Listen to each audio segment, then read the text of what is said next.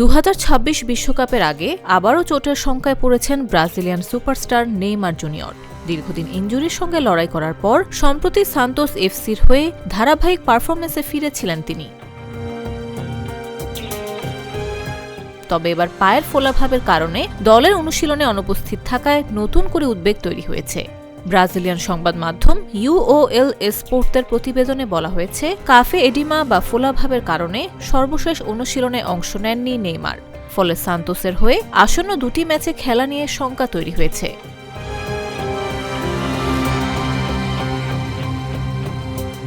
34 বছর বয়সে এই তারকার ইনজুরি প্রথমে খুব গুরুতর মনে না হলেও এখন তার অবস্থা নিয়ে উদ্বেগ বাড়ছে। এমনকি 2026 ফিফা বিশ্বকাপে ব্রাজিল দলে তার অংশগ্রহণ নিয়েও প্রশ্ন উঠতে শুরু করেছে। তবে ব্রাজিল জাতীয় দল এখনও নেইমারকে নিয়ে আশাবাদী। USPN-এর সাংবাদিক পেদ্রো ইভো আলমেইদার তথ্য অনুযায়ী ব্রাজিল কোচ কার্লো আনচেলত্তি ও দলীয় মেডিকেল স্টাফ 27 মে শুরু হওয়া ক্যাম্প পর্যন্ত অপেক্ষা করবেন। সেখানেই তার চোটের প্রকৃত অবস্থা মূল্যায়ন করা হবে এবং বিশ্বকাপে অংশগ্রহণ নিয়ে সিদ্ধান্ত নেওয়া হবে। এদিকে নেইমারের অনুশীলনে অনুপস্থিতি এবং সম্ভাব্য ছিটকে যাওয়ার শঙ্কায় ব্রাজিল দল বিকল্প পরিকল্পনাও ভাবতে শুরু করেছে।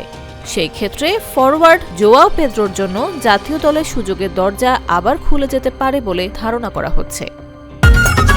ঈদ লাগছে মনে, খুশির জোয়ার সবখানে, আর ঈদ লাগছে মনে, বিকাশ পেমেন্ট সবখানে।